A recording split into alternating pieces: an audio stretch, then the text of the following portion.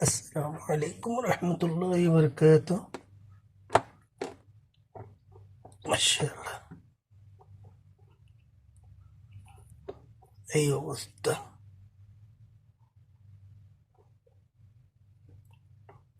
একদিন একদিন বড় হয়ে উনি একজন পরিপূর্ণ মুরগা বা মুরগি হবেন। ঠিক আমাদের মতো ছোটবেলা আমরা এরকমই ছিলাম। বড় হওয়ার পরে আমরা তো ভুলে যাই আমাদের মাতা পিতা আমাদেরকে কত কষ্ট করে মানুষ করছেন, এই অবস্থাতে আমাদেরকে লালন পালন করছেন।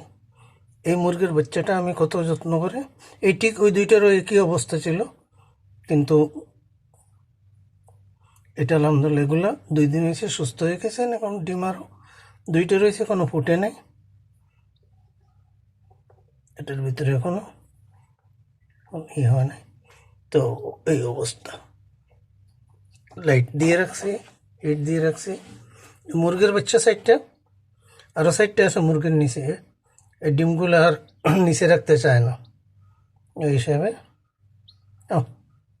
এখানে পানি দিছি, ওরা পানি খাবে। পানি খাও, পানি খাও। ও,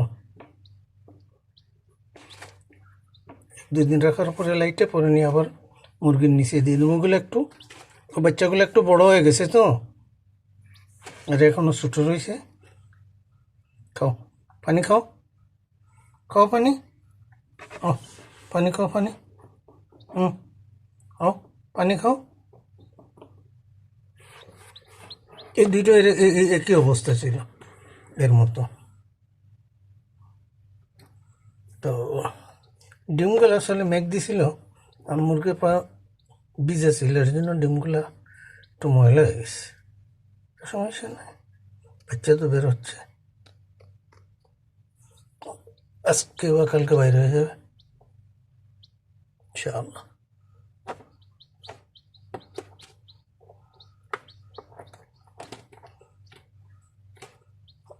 একটু পানি দিছে, খাইছে।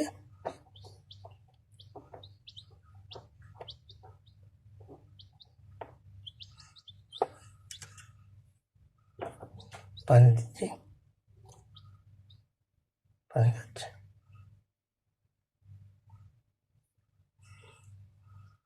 এটা হলো যত্নর উপরে সবগুলো নির্ভর করে। ওই যে পানি খাচ্ছে,